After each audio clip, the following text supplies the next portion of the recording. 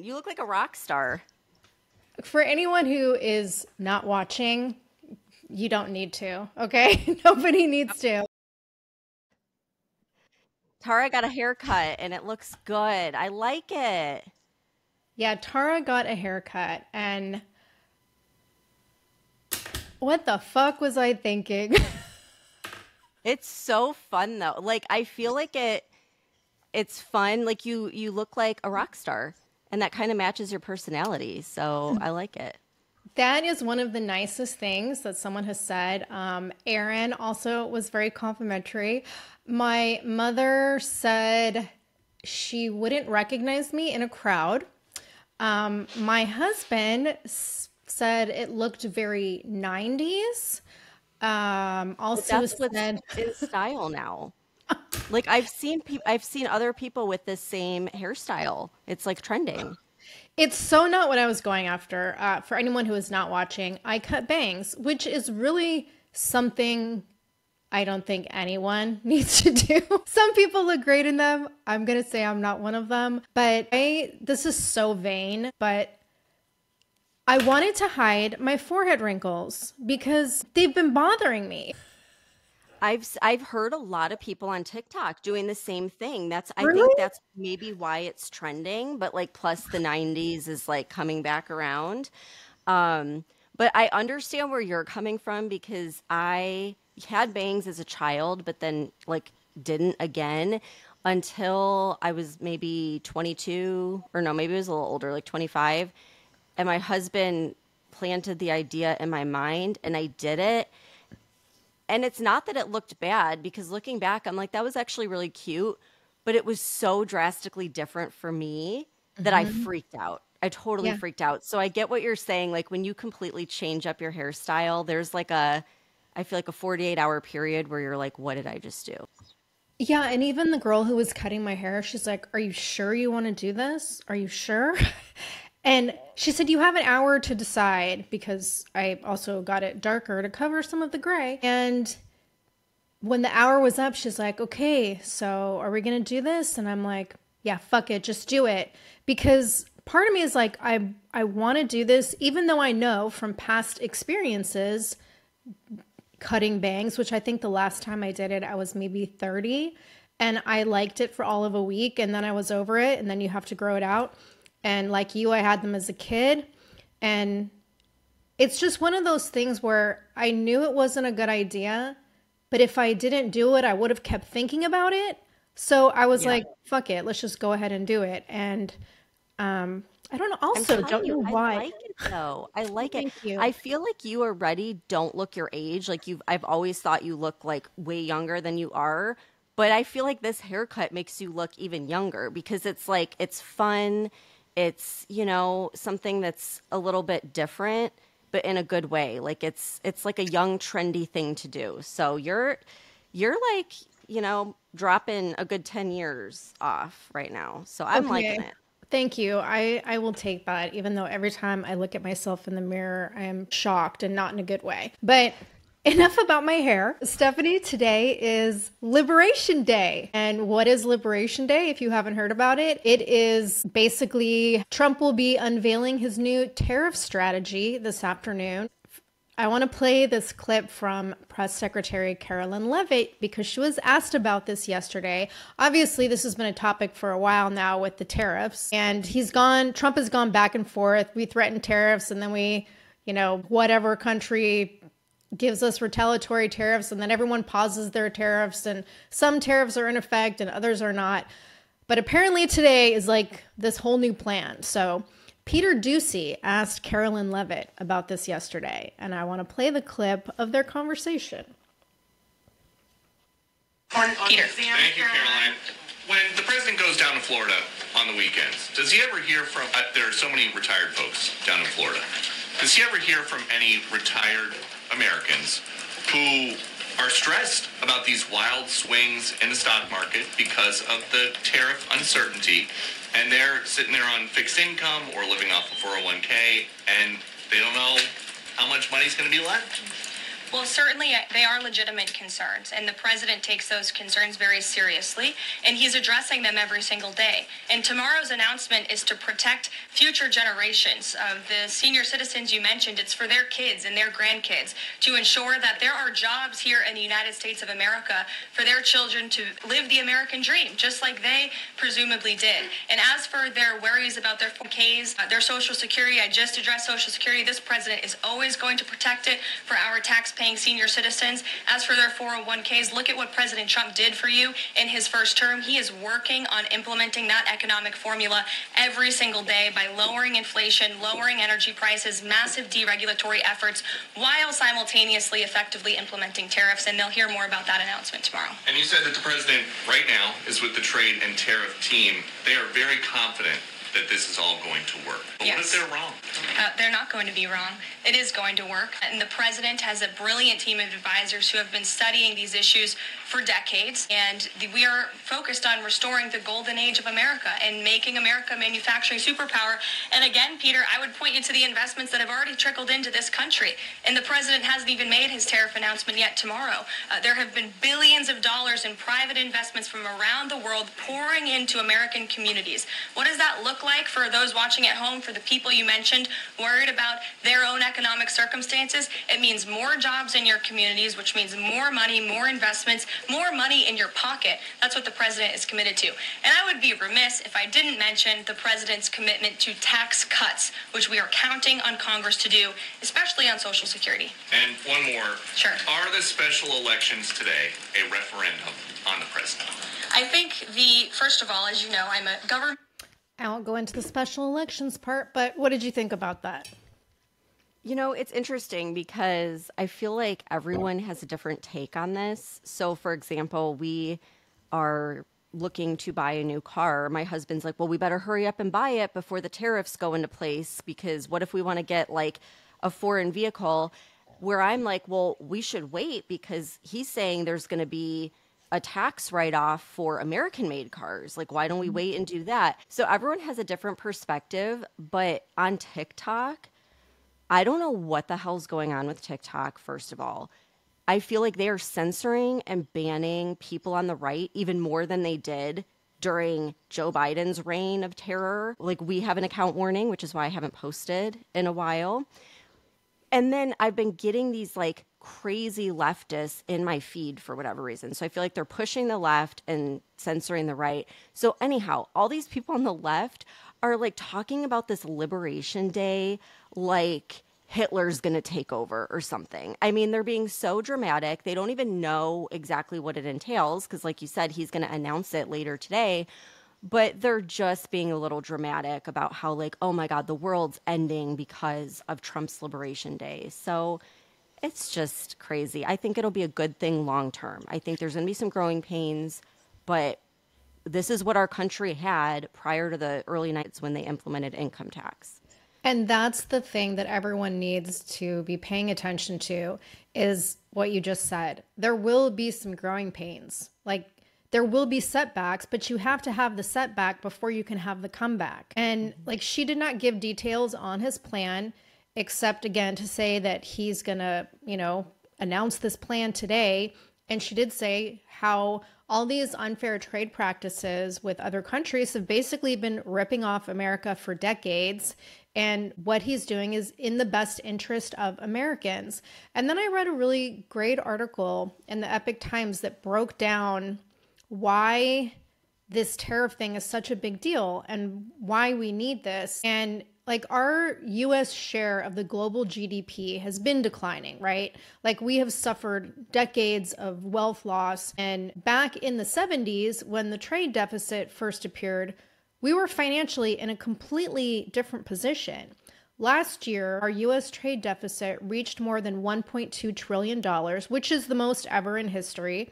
And last week, the Bureau of Economic Analysis released data showing that America owes the rest of the world $26 trillion more than we own in other foreign countries. So we're no longer in a position where we're rich and powerful enough to subsidize the economies and the militaries of other countries. And that's with both our allies and our enemies. And so Treasury Secretary Scott Bessent said that part of this tariff plan, the administration is going to focus on what he's calling the dirty 15. And I guess that's the top 15% of countries that are contributing the most to our negative trade balance. And I'm sure Trump will address that later today because the White House hasn't named what those 15 countries are yet. But if you look at official data, our 15 trade partners with the highest trade surpluses in the U.S. Number 1 is China. Number 2 is the EU. Then Mexico, Vietnam, Taiwan, Canada, Japan, South Korea, Thailand, India, Switzerland, Malaysia, Indonesia, Cambodia, and South Africa. So I'm really curious to see what he's going to say today, and also the impact of this on the global economy and the stock market, because the stock market has been up and down because of Trump's whole tariff plan. And the Washington Examiner reported that on Monday, stocks in Germany and Japan already fell in anticipation of this tariff plan. But I also saw yesterday, the Daily Wire reported that Israel's finance minister signed a directive yesterday to immediately remove all tariffs on U.S. imports. And he said, quote, fully eliminating tariffs on imports from the U.S. is an important step to safeguard the Israeli economy during a sensitive period and to strengthen the economic relationship with our most important ally, the United States. So I'm curious to see what other countries will follow suit and who's going to play the, let's just go back and forth with this stupid retaliatory tariff game. I'm shocked that Israel had tariffs on us, considering all the funding we give them. But I'm glad they're removing it. And I think a lot of other people will follow suit. And I just want to drive this point home that when you look back to this time where America was booming, the middle class was growing, people could live off of one income, people could afford a home and a car and live comfortably and have a great retirement. That was back when we had all this manufacturing here. We had a lot of jobs. We made things here. And it's really funny because the people that are always crying the loudest about human rights are the same people that are saying, well, if they make it here, it's going to be more expensive. That was the argument when the Republicans wanted to get rid of slaves before the Civil War. They said, who's going to pick our cotton? It's going to be too expensive. So it's just crazy to me that that's the argument that you hear from Democrats, that things are going to get more expensive. But you have to look at it long term. This is growing our country. It's growing our employment, our opportunities here, which will grow our income. And I think people are just looking at the near future, which I understand, but that's why it's good we have a businessman in there that can look long term at what's going to be beneficial, not just what's going to make him look good in the polls right now, which is what most politicians do. Exactly. So anyhow, along those lines of what's going on with the economy and with the Trump administration, the latest I've heard on Doge is that they found over 2 million illegals who received Social Security numbers. 2 million, more than 2 million. This is insane. The graph jumped in 2024, and a lot of them are also receiving Medicaid with the amount set to the maximum amount possible. And, you look at Social Security, because that's what the Democrats keep crying about. Well, Social Security funds right now are set to run out by 2033. We can't even afford to keep paying American citizens that paid into it throughout their life. How the hell are we going to afford to pay 2 million plus illegals who have never worked here or paid taxes here? And this made me think about the Tesla protests we talked about on Monday, and how, Tara, you were saying there were older people that are Democrats that are protesting against Doge because they're worried that their Social Security benefits are going to be taken away by Trump and Elon Musk. When the reality is Elon Musk is actually helping because he's finding millions of people that are draining the Social Security system that absolutely should not be eligible for benefits. So that's what's really happening that the media doesn't want to talk about. But through all of this, they also found illegals that voted in the 2024 presidential election. And this was through sampling, so it was a small, sample, but now they're looking at it further because they're expecting to find a lot more, which is just maddening. And it's amazing still that Trump won when he had all of this working against him. Yeah, this was something that Elon talked about when he was at that town hall meeting in Wisconsin on Sunday, which, side note, as a follow-up to what we talked about on Monday, the Liberal candidate Susan Crawford did win the Wisconsin Supreme Court race yesterday. So despite Elon trying to rally people to vote for the conservative candidate and giving away money, I guess now we will see whether this has an impact on realigning districts and how this affects Congress down the line. But when Elon was speaking at the town hall, he had Antonio Gracias with him, who I think is one of the Doge employees. And together they explained how they found out this whole thing with the Social Security numbers by accident, and how it's all tied to Biden's border policies.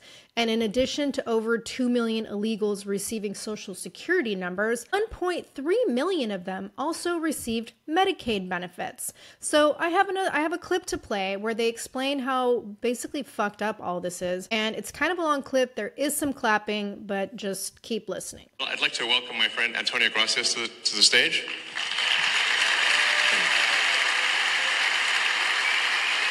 That's the clapping. I think so. Does it work? I can give you mine. Does it work? It'll be okay. I mean, Buzz Aldrin's still alive, and he went past the belts. It'll work. Is this working? Yeah, it's on now, yeah. There you go. So, Antonio, can you tell us what's helping out with Social Security? So just trying to review Social Security, where you may have heard that we found 20 million dead people marked as alive in the Social Security database. This is so crazy. And then you'll notice there's a strange trend here where how many Social Security numbers were issued. Do you want to? Yeah. So let me tell you what happened here. We started at the top of the system. You want to talk about a lot of it? We started at the top of the system, mapping the whole system of Social Security to understand where all the fraud was. And there's a lot of great people there that showed us really a lot of waste. And so that came up with a big list of stuff that we're working on. You've heard some of that already. But this is what jumped out at us. When we saw these numbers, we're like, what is this? In 21, you see 270,000 people, goes all the way to 2.1 million in 24. These are non-citizens that are getting Social Security numbers. Yeah, this is a mind-blowing chart. Yeah, This literally blew us away. Like, we went there to find fraud, and we found this by accident. And this isn't political, by the way. My parents are immigrants. This country's been great to us. My brother and sister all born in Spain. I'm pro-legal immigration. This is not political. This is not political. This is about America and the future of America. And there are a lot of good people in the system that pointed this in this direction. I want to honor them right now, that work in the government today, who took risks to show us these numbers and tell us what's going on. Yeah. So I want to stop for a minute. I want to honor those people today. Very good people. Very good people. I have been from D.C. to Social Security offices to the border to track this down. And very good people have helped us along the way. I want to thank them. Yeah.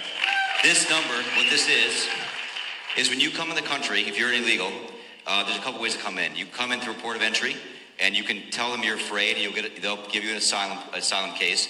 You'll get an interview, then you get in. That's one way to do it.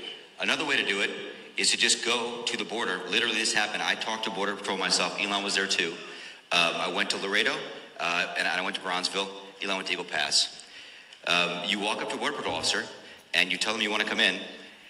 They have a couple of choices. They could charge you with a misdemeanor or a felony under 1325, or they can make it an administrative offense, like a parking ticket, basically. They were told to do that, make it an administrative offense under the last administration. And then you go walk across the border. They do what's called a release your own recognizance, and they give you an NTA, notice to appear, which to appear to judge. The wait times on judges are like average 6 years. Look at Grok, you'll see it on immigration judges. There's only 700 of them. This is 5.5 million people. Okay, so what happens then? Once you're in the country and you got asylum through one of these pathways, and we map the whole thing out, you can apply for a work document. You file a 765, it's the work form. You get this form called the 766, that's the authorization, and then Social Security Administration automatically sends you in the mail your Social Security number. No interview. No ID. This is worth just reiterating. It's not people sometimes think that under the Biden administration that he was simply asleep at the switch. He wasn't asleep. No. They weren't asleep at the switch. It was a massive, large-scale program to import as many illegals as possible, ultimately to change the entire voting map of the United States and disenfranchise the American people and make it a permanent, deep blue, one-party state from which there would be no escape. Look, if I hadn't seen this myself, I'm not sure I'd have believed it. I went through it myself and mapped it. And Elon is right. This is true. The defaults in the system from Social Security to all of the benefit programs have been set to max inclusion, max pay for these people, and minimum collection. That's what's happening. We found 1.3 million of them already on Medicaid, as an example. We've gone through on every benefit program we went through, we found groups from this particular group of people, this 5.5 million people in those benefit programs. And then what was really, really disturbing us was why. We're asking ourselves why. And so we actually just took a sample and looked at voter registration records. And we found people here registered to vote in this population, yes. And who did vote. And we found some by sampling that actually did vote. And we have referred them to prosecution at the Homeland Security Investigation Service. Yeah. Already, that is already happening. Is that crazy? It's crazy. I like that Elon brought this Antonio Garcia, I think that was his name. Yeah. He needs to use him more often. I watched the Gracias. video. Gracias. Okay. Well, whatever. The guy, he's very likable. At least I thought so. Very well spoken. And he leaves politics out of it, just gives the unbiased facts. And I think Elon should use him more often because he just explains things in a way that's non-confrontational and very jarring, just listening to the plain facts of it all. While he was talking, I looked it up, and this was as of 2020, so I don't know, in 2025, but as of 2020, there were over 55 million people in America 65 and older. And you were talking about 20 million that are dead, or maybe they said that in the video, plus millions of illegals. That's almost half of the Social Security benefits are going to people they shouldn't go to. So again, all of these protesters and media and everyone that's crying about Social Security, hello, look at this. It's not Trump that's the problem. It's, all of this fraud and corruption. So anyhow, speaking of illegal migrants, I have the badass clip of the week, in my opinion, from Caroline Leavitt, White House press secretary, where she takes a reporter's question about the illegal criminal migrants that were deported. In this country. So are you saying that it is okay to ignore a judge's ruling if you don't like it? Who does that judge work for? It was an immigration judge who works for the Department of Justice at the direction of the Attorney General of the United States, whose name is Pam Bondi, who has committed to eradicating MS-13 from our nation's interior. And let me tell you why we've made this commitment. MS-13, may I remind each and every one of you, is a brutal and vicious gang. They raped and strangled a 20-year-old autistic woman to death in Maryland. They hacked 4 people to death with machetes in a park on Long Island. They have kidnapped, sexually tortured, and shot a teenage girl in Texas after she insulted them, allegedly. Killed and mutilated a 17-year-old girl in Virginia, stabbing him 16 times and cutting off his hands. They beheaded and cut out the heart of a man in Washington, D.C. They raped and murdered a 13-year-old girl in California. They sex trafficked a slew of young girls, including one who was just 12 years old. Raped an 11-year-old girl in Brooklyn while her brother was in the room. Sex trafficked a 13-year-old in Maryland and Virginia. Miles away from this White House, even beating her 26 times on her backside with a baseball bat. Pressured homeless New Yorkers to undergo unnecessary surgeries such as spinal fusion in order to bolster their fraudulent lawsuits. These are vicious criminals. Well, shut up that reporter. Yeah. I mean, that is horrific. It sounds like you're listening to a Ted Bundy or something, some crazy serial killer. They're doing these horrible, horrible crimes. And these reporters are, feeling bad for them. And maybe we shouldn't deport them. And this judge wants to keep them here and give them a fair shot. Are you kidding me? So, yeah, good for Caroline Leavitt for calling it out. I literally question the mental health of anybody who is in support of keeping illegal criminals in our country. I think it is a mental illness. It's definitely hate. It's definitely hate fueled and probably some mental illness in there. 100%. I have to bring up something else that Elon said at that town hall on Sunday. And Stephanie, I think you're going to love this. He was taking questions, and someone from the audience asked if he found any evidence that the radical left Democrats have been receiving money from USAID. So let's listen to what he had to say. Yeah, so has the Doge team found any evidence that any of the radical left Democrats like Maxine Waters, Adam Schiff, Chuck Schumer have received money directly from USAID? And if so, will we be hearing about that evidence anytime soon? Yeah, so there is a massive amount of corruption, but it is circuitous. So what happens is there's money that, obviously it's your taxpayer money, that is then sent to various government organizations who then send it to NGOs. An NGO is a non-governmental organization, but obviously if it's a government-funded non-governmental organization, it's just an organization, it's just a government. And effectively, there's a giant fraud loophole, which is that the government can send money to an NGO that is then no longer governed by the laws of the United States. So they'll send the money overseas to one NGO, then they'll go through a bunch of them, and then I'm highly confident that a bunch of that money then comes back to the United States and lands in the pockets of the people you just mentioned. But it is a circuitous route. It's not like it doesn't go directly, but let's just say that there's a lot of strangely wealthy members of Congress where I'm trying to connect the dots of how did they become rich while earning, how did they get 20 million if they're earning 200,000 a year? Nobody can explain that. So something's, yeah, we're going to try to figure it out and certainly stop it from happening. Okay, so basically, it sounds like he said Doge will start investigating these shady as fuck lawmakers who are worth tens or hundreds of millions of dollars, even though they make, fairly modest public salaries. I think they all make under $200,000 a year, and that's like on the high end. And Stephanie, this is what we've been talking about for the past few months.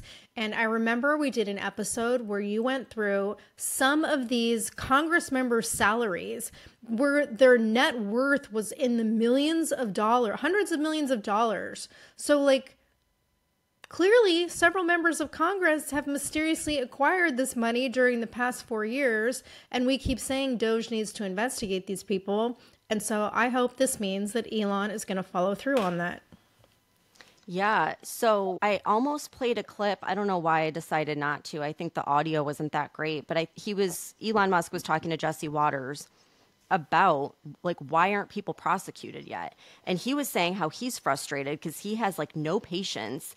And he's referring all these people to the Department of Justice. But he's as they say, the wheels of justice grind slowly, but he is on top of it and showing, I guess, a lot of evidence. So I think it's building. I think they're getting their cases together, making sure they're dotting their I's, crossing their T's. But I do think this will all come out at some point. And remember the other day how I was talking about that Democrat House Representative Jasmine Crockett? She's the one that called Texas Governor Abbott Hot Wheels. Since that comment, all eyes have been on her. And it's come out that she has 3 homes, including a $2 million townhome in Dallas, a $1.5 million condo in Austin, and a $1.5 million vacation cabin in Galveston, all on a salary of $175,000. And prior to becoming the House rep in 2023, she was in the Texas House from 2020 up until 2023. Before that, she was a public defender, which we know they don't make a lot of money in terms of, what attorneys normally make. So how is it that she is allegedly worth almost $10 million? Right. And I think Elon Musk at some point said he's looking into that specifically. So it just, you look at this and it's they've gotten away with it for so long, but hopefully justice will eventually prevail. I mean, come on, Pam Bondi, let's get on this. But another thing about Elon that made me laugh was the leading report posted that Elon said the U.S. government deleted a terabyte of information to cover up financial crimes, but they don't understand technology, so he was able to recover it. So they thought they were like getting rid of all the evidence, and he's like, yeah, they're idiots, and I could easily recover this. So hopefully there will be some information in there that will be evidence against their case. But I'm just so over the fraud. Yeah, we need accountability. The bottom line, investigate all day long, but there's like no point unless you're going to hold people accountable. Although it does at least open up, you know, people's eyes, but people want to see the accountability. Yeah. I keep reminding myself it is only April. Yeah. But I mean, they're moving fast. Just move faster. Yeah. Okay, we got to talk about France for a minute because this is just so maddening. Okay, so Marie Le Pen is a conservative who's the leading presidential candidate in France right now. And she has just been convicted of embezzlement, which, according to French law, bans her from running for office for 5 years. So she is allowed to appeal the conviction, but even though she can appeal it, she still is not able to run. And so they're like kicking her out of the race. And this appears to be political lawfare, similar to what happened to President Trump. And so basically what she's accused of is it's not just her, it's her and her party are accused of misusing $4.4 million of EU funds from 2004 to 2016 to hire employees to work for the National Rally instead of matters regarding EU Parliament. And this is according to the EU regulations in Brussels. And so you have all of these people speaking out that are in the French political landscape saying that the people who worked for her in Parliament also ended up working for her now for the National Rally, which is like, there's nothing wrong with that. It's very common and all parties do it. This is like a known thing that they all do and there's nothing like nefarious about it. And so they're basically saying, you know, this is political warfare. And it sounds oddly similar to Trump being accused of paying Stormy Daniels, but then not quite documenting the payment correctly and, you know, just coming up with these bullshit reasons to stop their political opponents. And Le Pen is polling as the favorite that will replace Macron. She has nearly 18 million people backing her. And they're saying now that number is probably going to grow just like it did for Trump, because there's going to be people who weren't going to vote for her. But after seeing how she's being attacked politically, they're going to end up supporting her just like Trump. It opened up a lot of people's eyes. And this is exactly what J.D. Vance was talking about when he was at the Munich summit. And he said how Europe no longer holds the same values as the United States in terms of allowing free speech and letting people speak publicly in the town square, even if they disagree. Like here, you know, they disagree with her. And so they're going to make up these bogus charges so that she's not able to run for president. Like, it's absolutely insane. And, you know, that's the true threat to democratic values. So they're expecting public uprising over this. And I know the media is never going to show it here, but I've said for a long time now, all over TikTok, you've seen these French protests. People are not happy. They're not happy with Macron. And you have politicians all over the world that are backing her up and speaking out, including Hungarian Prime Minister Viktor Orban and populist party leaders in the Netherlands, Spain, and Belgium. Italy's deputy prime minister called this a declaration of war by Brussels, meaning the EU. And Le Pen is fighting it. She says that she's a fighter and she is not going to allow them to eliminate her from the race. And it's just like, did the left not learn that the more they try to use these unfair tactics to take down their political opponents, the more people support those candidates who are being attacked?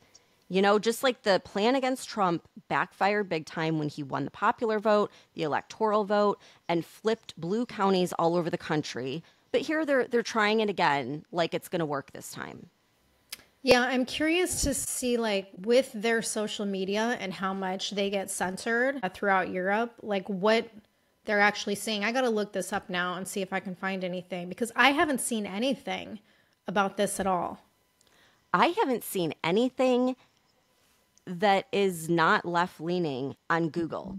Like literally every time I try to Google something that I see on TikTok, it is censored, and I know that it's censored because it'll show 0 results. When on Google is there ever 0 results unless they're actively taking it down? Right. So it's just crazy, but that may have worked, but people have caught onto it now. It's not working anymore. And it's You would think they would learn by watching what's happened with Trump over the last 4 years with the Biden admin, that the more they tried to fuck with him, the stronger he became and the more people voted for him. So, learn from the liberal left mistakes in the US.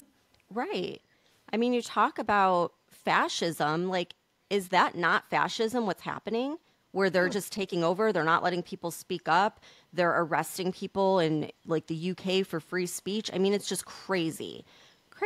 But anyhow, speaking of the political lawfare on Trump, he posted yesterday that now another law firm, Wilkie, Farr, and Gallagher, LLP, also agreed to the same resolutions as that firm that we discussed on Monday, which includes $100 million in pro bono work for causes that both the firm and President Trump support. So he's getting a lot of free pro bono stuff happening, and I think that's amazing. Good, because they cost him hundreds of millions of dollars in lawsuits, frivolous, ridiculous lawsuits. And so they should be doing this pro bono work. I've got something that I think is positive news, and I'm really happy about it. On Monday, Defense Secretary Hegseth, I think he was in Air Force One, I'm not sure, but he posted this video talking about a memo that he was going to issue yesterday to standardize fitness requirements in the military. And the order came out, and it's basically men and women are going to have to meet the same requirements if they want to serve in combat roles. And he was saying the different standards for men and women in combat jobs is not acceptable, and the Pentagon has allowed standards to slip during the Biden admin, which they did. And the memo says all entry-level and sustained physical fitness requirements within combat arms positions must be sex-neutral, based solely on the operational demands of the occupation and the readiness needed to confront any adversary. The effort will ensure combat standards are clear, mission-focused, and reflective of the unique physical demands placed on our service members in various roles, end quote. And he gave the example that troops on the front lines should be able to carry heavy loads, endure prolonged physical exertion, and perform effectively in austere, hostile environments. And service members in these roles need to be able to exhibit speed, strength, agility, and endurance to navigate the demands of combat situations. And a lot of people have just been focused on the fact that he doesn't agree with women in combat. Personally, I don't think he does, regardless of what he says. And I don't agree with women in combat in a lot of ways, but I do agree with making the standards the same across the board. And I say this from my own experience in both the fire service and in law enforcement. I do not believe that women should be held to a lower standard than men when it comes to any physical job where they're going to have to perform the same tasks. So I am 100% on board with this. Well, yeah, and it's for their own safety. I mean, why would you put somebody in combat that you don't think can meet the physical demands? I mean, that's how somebody ends up getting killed or someone else around them gets killed. I mean, I just don't understand why anyone would be against that. And yeah, if you're a woman and you can meet all of those requirements, great. But if you can't, then you shouldn't. You're putting your own life at risk by wanting to do something that you're not physically capable of doing. So I don't understand the argument there that they're trying to make. I also think it's incredibly selfish and self-serving because not only are you putting your own life at risk, but you're putting the lives of your fellow workers at risk. If you're in a combat situation or a fire or, anything in law enforcement, if you can't handle your shit, you're not just endangering yourself, you're endangering your partners. And so to me, that's fucking selfish and you shouldn't be in that position. And there's plenty of roles within the military outside of combat that they can do. It's not like that he's saying you can't do anything, you can't be in the military. You just can't be in these situations that are, you know, you need a lot of that physical endurance. I want to say something else too, and I know a lot of people will probably argue this point with me, and especially coming from someone who spent their entire career field in male-dominated fields, again, in fire and law enforcement. When I say I don't agree with women in combat, it's not because I don't think they're physically capable, because some women are. I've seen some fucking beast women who like can kick ass of a good percentage of the men on the job. But I think there's a psychological aspect as well, where men have, at least real men, have this internal protective drive to take care of women. And I think that having women in combat can be a distraction for men, that they are more focused on protecting their female partners than actually doing the job. And I have seen this in law enforcement. So I'm not just talking out of my ass. That's my personal experience. And I think that's a factor that we don't bring up a lot of the time. It's a really good point. I mean, you don't want to have to worry that you have to protect the person next to you. You want to know the person next to you has your back. Right. Not the other way around. Yeah. Yeah. So anyway.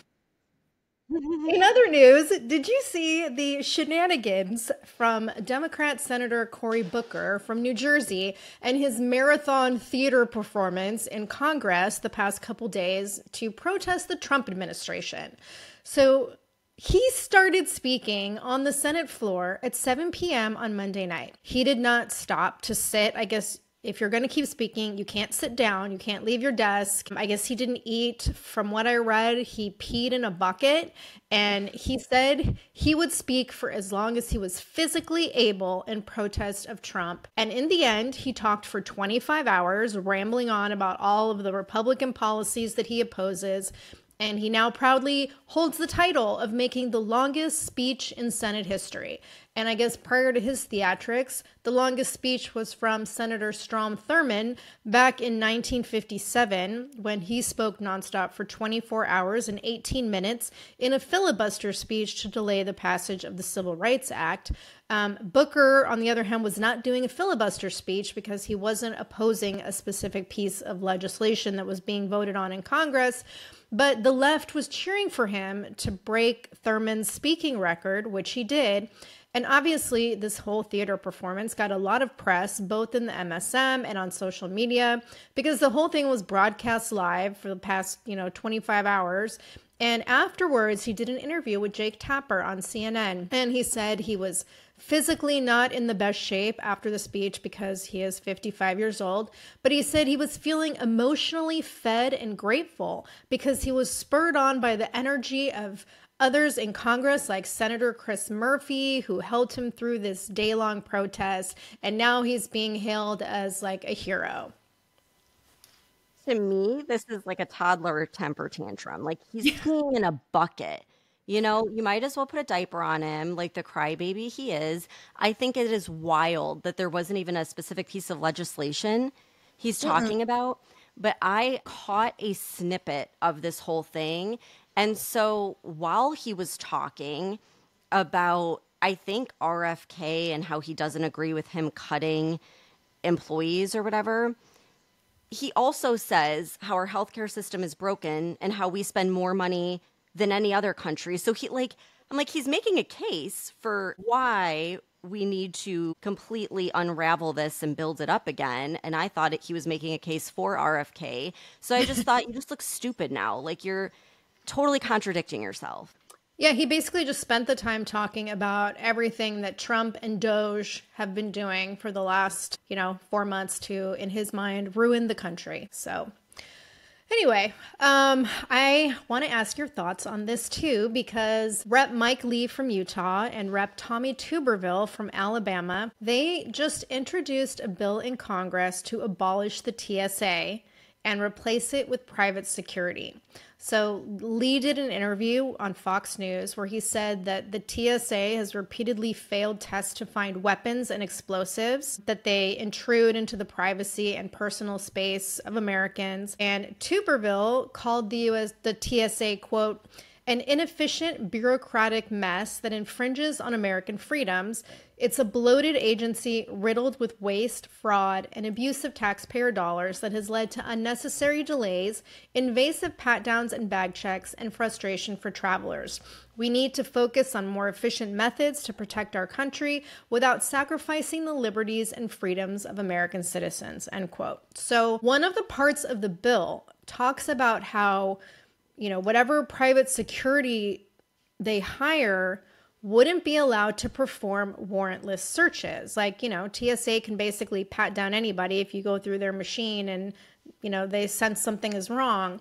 And I think TSA definitely has its downfalls. I'm sure there is, a lot of bloat, as they say.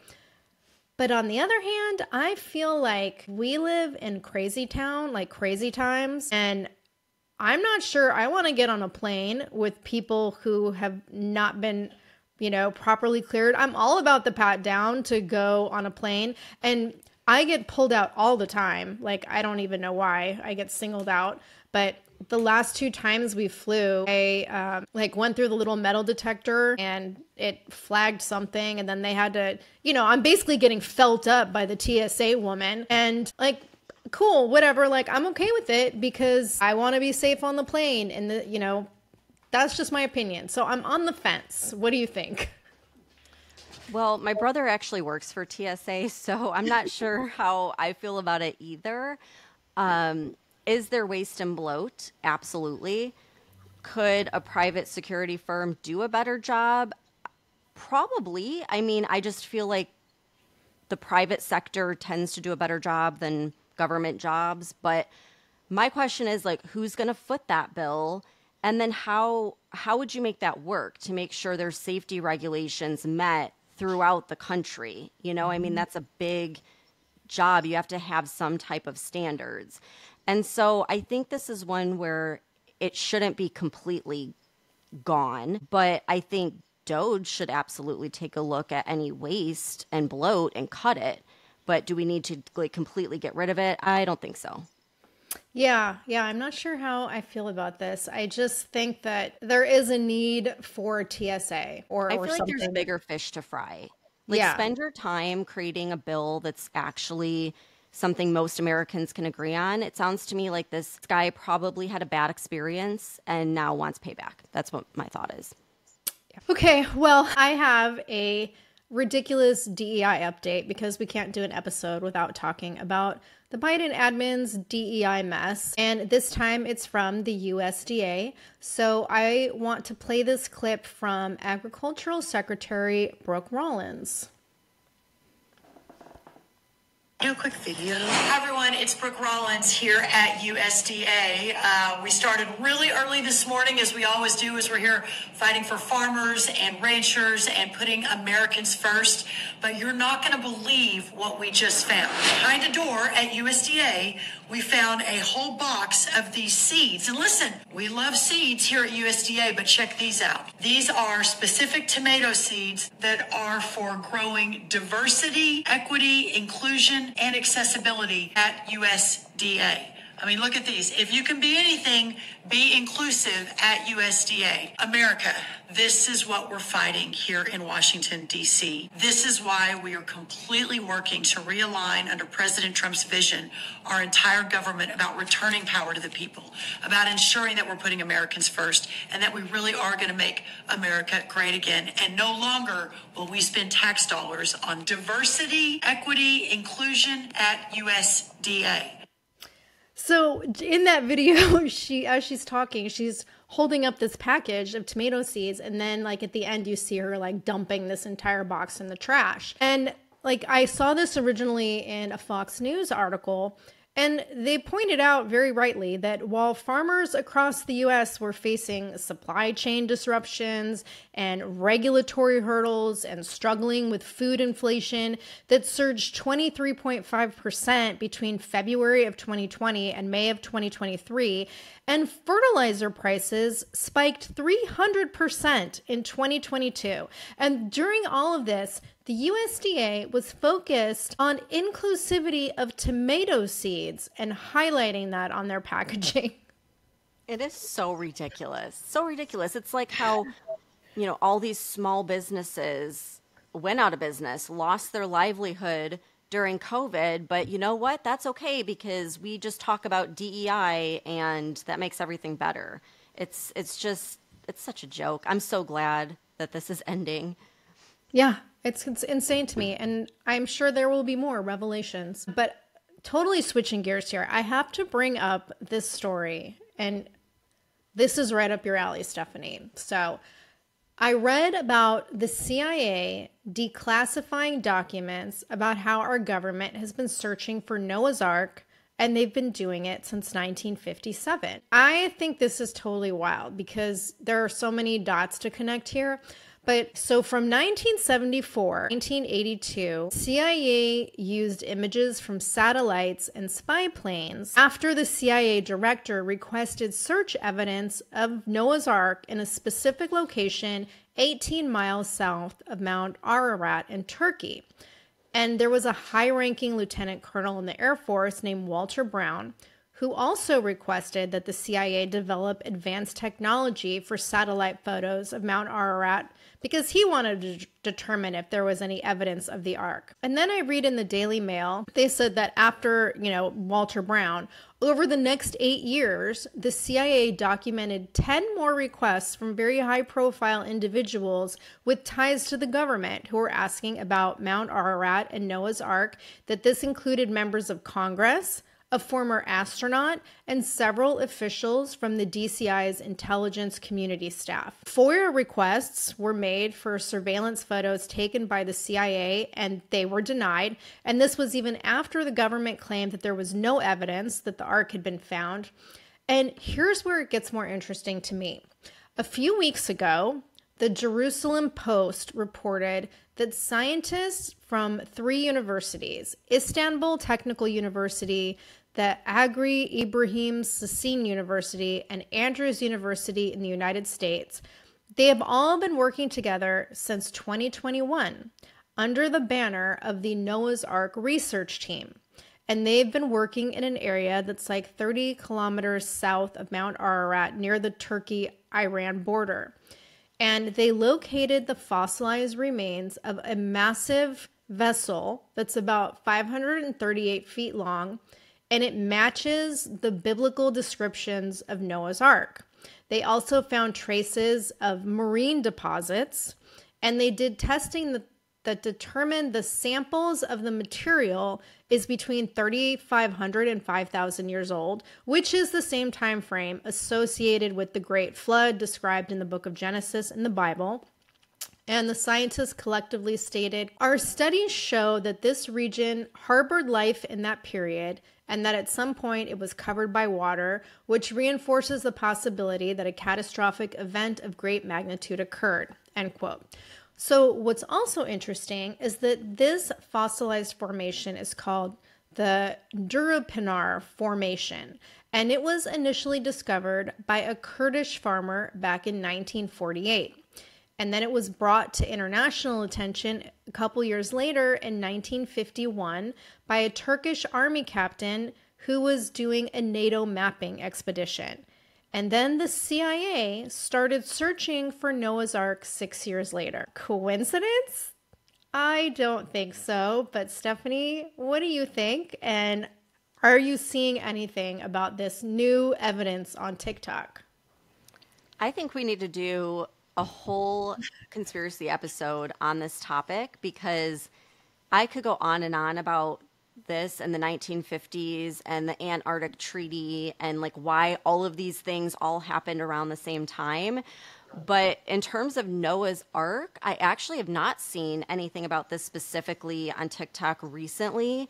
I've seen a lot about Noah's Ark just overall. A lot of people think it wasn't like a boat, but it was an actual spaceship that, like the Anunnaki from the Book of Enoch came down and created this ship and had the flood to wipe out the Nephilim. There's like whole storylines that people talk about on TikTok with that. But what I have seen a lot lately is about the CIA, and these are through just declassified documents that have come out throughout the years where they were trying to find the Ark of the Covenant. and that they believe it's in Ethiopia. And then there's like this whole other conspiracy, I guess you can say, about how our government invaded the Middle East, specifically Iraq, to find the tomb of Gilgamesh, which was allegedly discovered. And then, like a few months after it was discovered, we went to war in Iraq under the guise of searching for weapons of mass destruction. And we all know they never found the weapons of mass destruction. That ended up being false. So, I mean, it is entirely possible that they were looking for something else. And during that time, in the WikiLeaks emails that came out and showed all of Hillary Clinton's emails, she asked if they had found the Nephilim yet, like while they were invading Iraq. So, like, that's kind of suspicious. And I just feel like we could do a whole episode because you could really deep dive into this. But it's been eye-opening learning about all of the artifacts and ancient information that's completely hidden from us. So like the Smithsonian and the Vatican, they both have a ton of artifacts that we'll never know about. The Vatican has over 50 miles worth of shelving filled with ancient texts that very few have ever had access to. And then the Smithsonian has over 13.8 million square feet across 680 buildings. So there's no telling what they're hiding from the public, but I do fully believe that the CIA, the government, the elites are all on this mission, this long-term mission to find different artifacts and things that they probably will never share with the public. You know how we always talk about how movies are like predictive because movies that, you know, came out 20 years ago, things are now happening. This reminds me of National Treasure. Did you ever see National Treasure with Nicolas Cage? And that was released back in 2004. And now we're getting these declassified documents showing that the CIA has been looking for all of these things that we've been led to believe are myths. Why the fuck would the CIA be looking for them if they're myths? Yeah, so we know, we've talked about this on the episodes before, how the CIA and the government has a budget, not just in Hollywood, but across the world for movies and books and news. And the reason why they make movies like National Treasure, they'll put, this is allegedly, right? They'll put some truth in there, but then they'll cover it up with action and adventure and stuff that's like totally out there so that when it does come out, people are like, that's a conspiracy. That was that Nicolas Cage movie. And you just kind of dismiss it. And, you know, it makes you wonder. I'm sure they know a lot more than they're letting on. Yeah. It's wild shit. I think we do need to do a full conspiracy episode soon. We should. We haven't done one of those in a while. Well, I guess Erin and I did, but this Yeah, would be you a guys whole did. topic we could dive deep on this. All right, that's a plan. I'm writing it down because I will forget it. Well, that's a fun note to end on. If anyone has information, please let me know. I love this stuff and I want to dive deep on this one, go down the rabbit hole. So anyhow, I hope everyone enjoys the rest of their week. Thanks for tuning in and we'll see you back here on Friday.